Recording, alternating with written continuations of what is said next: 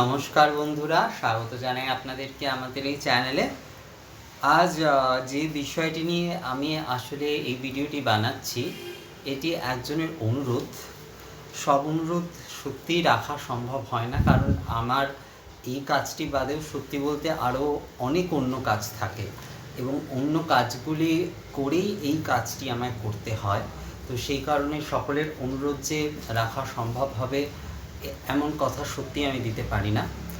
আর আমি আমার কাজের মধ্যে দিয়েই এই যে যা কিছু পোস্ট করা বা এই যে ভিডিওগুলি তৈরি করা, তার ফাঁকে ফাঁকেই কিন্তু আমি এই কাজগুলি করে থাকি। কারণ আমার বর্তমানে এখন যেহেতু ওয়ার্ক ফ্রম হোম আমার কাজ করতে হয় এবং অন্যান্য আরও অনেকগুলি কাজ আমার রয়েছে, বাড়ি থেকেই আমি করে থাকি। কিন্তু যেহেতু বাড়িতে করি বলে আপনাদের জন্য এই ভিডিও আদিগুলি তৈরি করতে পারি বা পোস্টগুলি দিতে পারি পাশাপাশি। কিন্তু সত্যি বলতে আরও অন্যান্য বেশ কিছু কাজ থাকে বলে সব অনুরোধ রাখা কখনোই সম্ভব হবে বলে আমার মনে হয় না। কিন্তু আজকের যে বিষয়টি, এটি আসলে যেহেতু আমি নিজেও ধূপ পূজা আদি নিয়েই প্রধানত ভিডিও আমি করে থাকি এবং এই অনুরোধটি আমাকে একজন করেছেন, আমাকে বর্ধমান থেকে একজন দিদি এই অনুরোধটি করেছেন যে দাদা, আমি তো সেইভাবে মানে ওনার বক্তব্য আর কি, যে উনি প্রতি বছরই দুর্গাপুজোর সময় মায়ের পট রেখে তাতে ধূপদীপ আদি পুজো আদি করেন। ধূপদীপ এবং ফলমূল আদি যতটুকুনি আর কি তার পক্ষে সম্ভব সেইটুকু দিয়ে তিনি আরতি আদি করেন।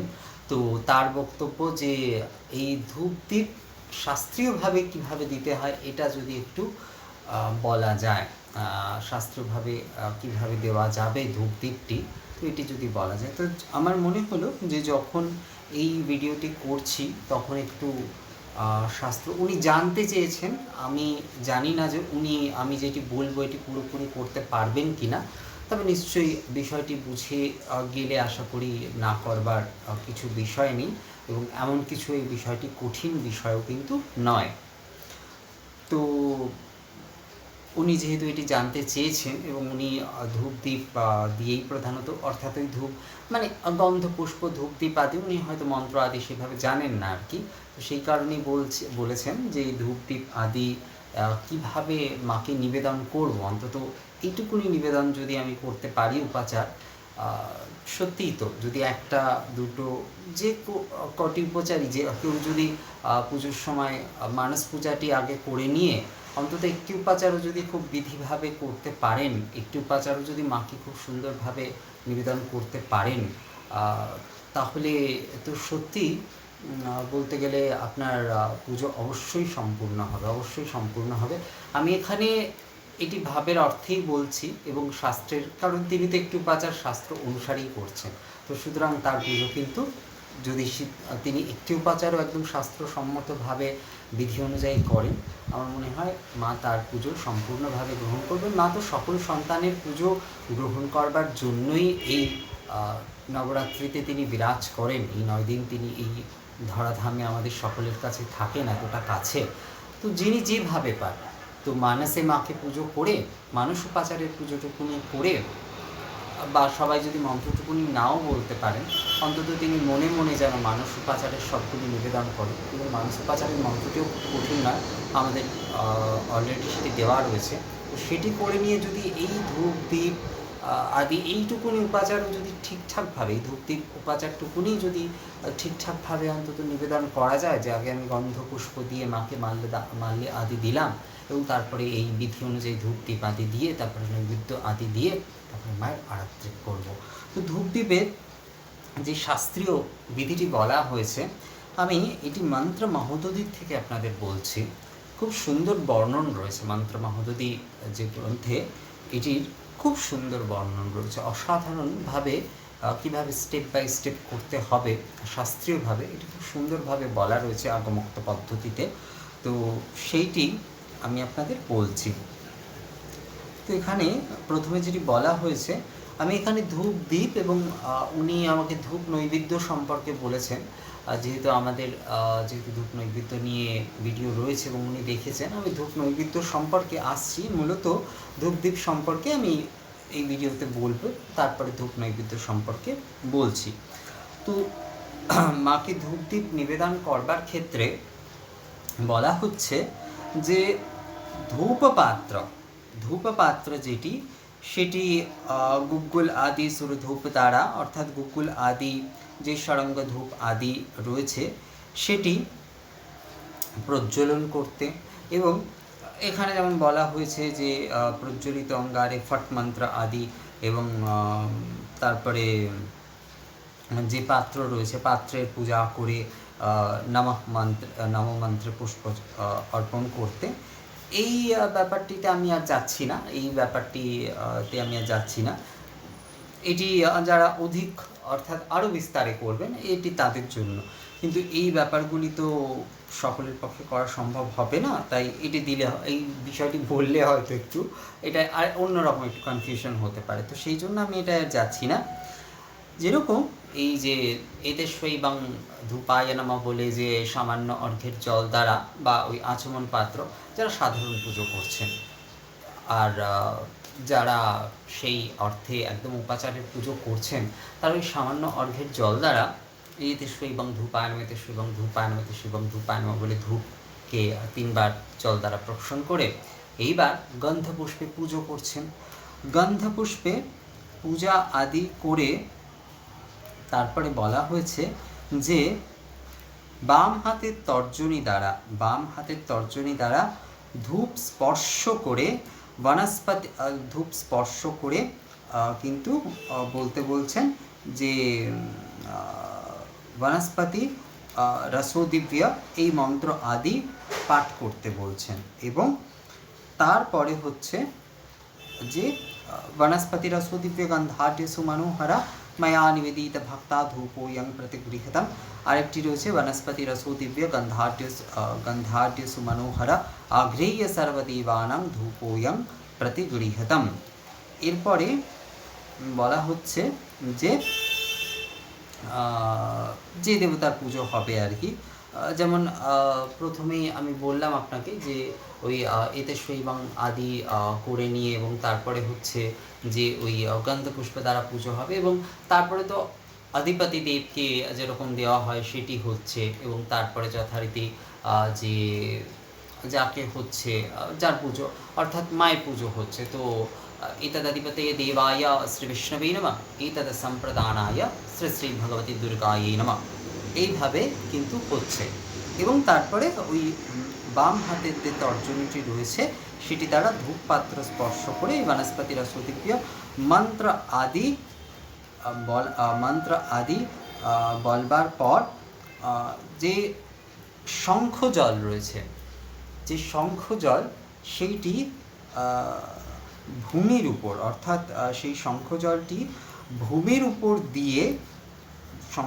ভূমির উপর দিয়ে তারপরে কিন্তু শঙ্খ জল মানে এখানে বোধহয় ওই মানে সামান্যার্ঘ্যের জলেও এটি করা যেতে পারে, আসলে অনেকেই ওই না মণ্ডল একটা ছোট ওই যে ছোট মানে চিত্রকোণ মণ্ডল যেটি সেটি অঙ্কন করে নেন এবং তারপরে ধূপ পাত্রটি রাখেন। তো এটা সেক্ষেত্রে এটাই বলছে, যেটা মনে হচ্ছে যে শঙ্খ জল সেটি ভূমির উপর দিয়ে তারপরে দক্ষিণ হস্তের তর্জনী এবং অঙ্গুষ্ঠ দিয়ে কিন্তু ধূপ মুদ্রা প্রদর্শন করে, ধূপ মুদ্রা দেখিয়ে এইবারে হচ্ছে যে বলা হচ্ছে যে এইষ ধূপা এখানে আরও একবার বলা হয়েছে, মানে বনস্পতি রসোদিব্য আবারও একবার বলছে বনস্পতি রসোদিব্য গন্ধাঢ্য সুমনোহরা আঘ্রেয় সর্বদেবানাং ধূপোয়ং প্রতিগৃহীতম সাঙ্গায় সপরিবারায় এইষ ধূপ সাঙ্গায় সপরিবারায় অমুক দেবতায় ধূপ নিবেদয়ামি। এইভাবে কিন্তু বলে এইবার এইভাবে বলতে বলছে, এইভাবে হয়ে গেল। এবার বলছে যে ঘণ্টা পূজন করতে, ঘণ্টা পূজন যে ধ্বনি মন্ত্র মাতা স্বাহা বলে ঘণ্টা পুষ্প দ্বারা পূজা করে এবার বাম হাতে ঘণ্টা বাজাতে এবং হচ্ছে ডান হাতে ধূপ পাত্র নিয়ে এবার কিন্তু যে নাভি দেশ থেকে, দেবতার নাভি দেশ থেকে মুখমণ্ডল পর্যন্ত কিন্তু ধূপ দিতে হবে এবং নাসিকার কাছে কিন্তু ধূপটি স্থির রাখতে হবে কিছুক্ষণ। মানে নাসিকার এই ধূপ গন্ধটি গ্রহণ করছেন, দেবতারা তো সর্বত্র দিয়ে গ্রহণ করছেন, কিন্তু যেহেতু আমরা বিগ্রহে পুজো করছি, তো সেই নাসিকার সামনে কিন্তু ধূপ পাত্রটি কিছুক্ষণ, মানে এটি ভাবনার জন্য, যিনি পুজো করছেন তার ভাবনার জন্য, যে নাসিকার সামনে গিয়ে কিন্তু ওইটি কিছুক্ষণ ধরে রাখতে হবে। ওই যে ধূপ পাত্রটি রয়েছে সেটি কিছুক্ষণ ধরে রেখে, এবং এইভাবে যথারীতি 7 বার এবং 10 বার হচ্ছে এটি আবর্তন করে এবার ধূপ পাত্রটি রেখে দিয়ে তারপরে হচ্ছে ওই সামান্য অর্ঘ্য জল বা শঙ্খ জল দিয়ে একটি পুষ্পাঞ্জলি প্রদান করতে হবে। এই ধূপ দেওয়ার সময় গায়ত্রী মন্ত্রের কিন্তু, যেমন দুর্গা পুজো হলে দুর্গা গায়ত্রী বলতে হবে। তো প্রথমে যেটা হচ্ছে সেটা হচ্ছে, তাহলে যেটা বিষয়টি দাঁড়াচ্ছে যে প্রথমে হচ্ছে ওই এতস্বৈবং আদি বলে যে ধূপকে প্রক্ষণ করা হচ্ছে, এবং তারপরে হচ্ছে যে এতেগন্ধ পুষ্পে বলে পুজো করা হচ্ছে, এবং তারপরে এতদাধিপতে দেবায়, তারপরে হচ্ছে এতদ সম্প্রদানায়, এই বলা হচ্ছে। এবার বলা হচ্ছে বা হাতের তর্জনী দ্বারা ধূপপাত্র স্পর্শ করে বনস্পতি রসোদিব্য মন্ত্র আদি বলে, এরপরে হচ্ছে বলা হচ্ছে বনস্পতি রসোদিব্য মন্ত্র আদি বলার পরে এবার যে অর্ঘ্যপাত্রের জল রয়েছে সেটি ভূমিতে দিয়ে তার উপর ধূপ পাত্রটি রেখে এইবার তর্জনী এবং অঙ্গুষ্ঠ দিয়ে ধূপ মুদ্রা প্রদর্শন করে, এবং এই আবারও একবার বনস্পতি রসোদিব্য গন্ধাঢ্য সুমনোহরা আঘ্রেয় সর্বদেবানাং ধূপোয়ং প্রতিগৃহীতম এষ ধূপ সাঙ্গায় সপরিবারায় অমুক দেবতায় ধূপ নিবেদয়ামি বলে এইবার ঘণ্টা পূজন করে, জয়ধ্বনি মন্ত্র মাত স্বাহা বলে ঘণ্টা পূজন করে, এরপরে বা হাতে ঘণ্টা বাদ্য করতে করতে ডান হাতে ধূপটি উত্তোলন করে নাভিদেশ থেকে নাসিকা অবধি এবং মুখমণ্ডল এইভাবে 7 বার এবং 10 বার প্রদক্ষিণ করে ধূপটি রেখে দিয়ে একবার অর্ঘ্যপাত্রের জল এবং একটি পুষ্পাঞ্জলি দেবতাকে নিবেদন করতে হবে। এই হচ্ছে কিন্তু পুরোপুরি ধূপ নিবেদনের বিষয়টি। এক্ষেত্রে একটি বিষয় আপনাদের বলি, অনেকেই হয়তো এটি বলতে পারেন যে অনেকে বীজ যে বিষয়টি থাকে আর কি, বীজটি আগে বলা হয়, এবং এই বিষয়টি অর্থাৎ যখন এই সে ধূপ আদি বলা হয় আগে বীজটি বলে নেওয়া হয় অনেকের ক্ষেত্রে, আবার অনেকে কিন্তু পরে বলেন, অর্থাৎ এই সে ধূপ আদি বলার পরে বীজটি বলেন। তো এই ক্ষেত্রে যারা প্রধানত অভিষিক্ত তারা কিন্তু বীজটি পূর্বে বলবেন, কারণ তারা হৃদয়ে পদ্মাসনে, কিন্তু যারা বাহ্যোপচার দিচ্ছেন কিন্তু হৃদয়ে পদ্মাসনে সবসময় কিন্তু নিবেদন করছেন, সেই কারণে বীজটি আগে বলবেন। আর যারা সাধারণভাবে পুজো করছেন তারা এই ধূপা, তারপরে জয়ন্তী মঙ্গলা কালী ভদ্র কালী কপালিনী এইরকম বলে বীজ সহ যে মন্ত্র আদি রয়েছে সেটি বলে নিবেদয়ামি বলে ধূপটি নিবেদন করবেন। সবগুলির ক্ষেত্রেও এই বিষয়টি কিন্তু সেক্ষেত্রে হবে। এবার দ্বীপের ক্ষেত্রেও সেই একই বিষয় কিন্তু করতে হবে, এবং দ্বীপের ক্ষেত্রে শুধু যেটি বলা হচ্ছে যে পুরো ব্যাপারটি দ্বীপের ক্ষেত্রেও একই বিষয়, ওই এতস্বৈবং দীপায়নম এতস্বৈবং প্রজ্বলিত দীপায়নম এতস্বৈবং প্রজ্বলিত দীপায়নম এরকমভাবে সম্পূর্ণ বলতে হবে। দীপ মুদ্রা খালি হবে হচ্ছে দীপমুদ্রা কেবলমাত্র হবে মধ্যমা এবং অঙ্গুষ্ঠ সহযোগে দীপমুদ্রা প্রদর্শন করতে হবে। বাকি দ্বীপের যা কিছু আছে সবই এক। দীপমন্ত্র সুপ্রকাশ মহাদীপ সর্বতস্তিমিরাপহ সবজ্যোভ্যন্তর জ্যোতির্দীপোয়ং প্রতিগৃহীতম বা অগ্নি জ্যোতিরপি জ্যোতি মন্ত্রটিও বলা যেতে পারে। বাকি পুরোটাই কিন্তু দ্বীপের এক রয়েছে। এখানে একটি বিষয় বলা হচ্ছে যে দ্বীপে কিন্তু দ্বীপে যদি অনেক বাতি হয় তাহলে সেটি বিষম বাতি হতে হবে, এবং দেবীর জন্য 3, 5 এবং 7 সংখ্যার বাতি হচ্ছে সবথেকে উপযুক্ত দীপদানের ক্ষেত্রে। আর দীপদান করেও ঠিক একইভাবে কিন্তু এই অর্ঘ্যজল এবং একটি পুষ্পাঞ্জলি প্রদান করতে হবে। তো এটি দীপদানের আমি আর বিস্তৃত করলাম না, ধূপদানটি যেভাবে আমি বলে দিয়েছি ঠিক একইভাবে কিন্তু দীপদান হয়ে থাকবে। নৈবেদ্য, ধূপ নৈবেদ্যের বিষয়টি আসছে। ধূপ নৈবেদ্যের ব্যাপারটি এখানে, যেহেতু এটি নৈবেদ্য, ধূপ নৈবেদ্যের এখানে যেটি হবে ওই বনস্পতি রসুদিব্য গন্ধাঢ্যসুর ভোজনা মায়া নিবেদিত ভক্তা ধূপ নৈবেদ্যম প্রতিগৃহীতম, এইভাবে হবে। এবং সেখানে ধূপ যে নৈবেদ্য মুদ্রা, যেটি অঙ্গুষ্ঠ এবং অনামিকা যুগে যে নৈবেদ্য মুদ্রা, সেইটি প্রদর্শন করতে হবে এবং তার সঙ্গে ওই প্রাণাদি মুদ্রা, পঞ্চ প্রাণাদি যে মুদ্রা রয়েছে সেইটি সেখানে প্রদর্শিত হবে। ধূপ নৈবেদ্যের এই বিষয়টি, ধূপ নৈবেদ্য বলতে যজ্ঞ ধূপ যেটি, অর্থাৎ আমরা যে ধূপ যখন দিচ্ছি তখন তো ধূনা বকুল দিচ্ছি, কিন্তু এই যে যখনই দশাঙ্গ ধূপ আদি বা ষোড়শাঙ্গ ধূপ আদি যেটি দিচ্ছি ওইটাই নৈবেদ্য ধূপ বা যজ্ঞ ধূপ বা হব্য হিসাবে যে ধূপটি দিচ্ছি, ওই ধূপ নৈবেদ্য কিন্তু একদম এই যেরকম এতে শৈবং নৈবেদ্য আয়নম, এতে শৈবং ধূপ নৈবেদ্য আনম, এইভাবে নিবেদন করে ধূপ নৈবেদ্যটি প্রদান করতে হবে।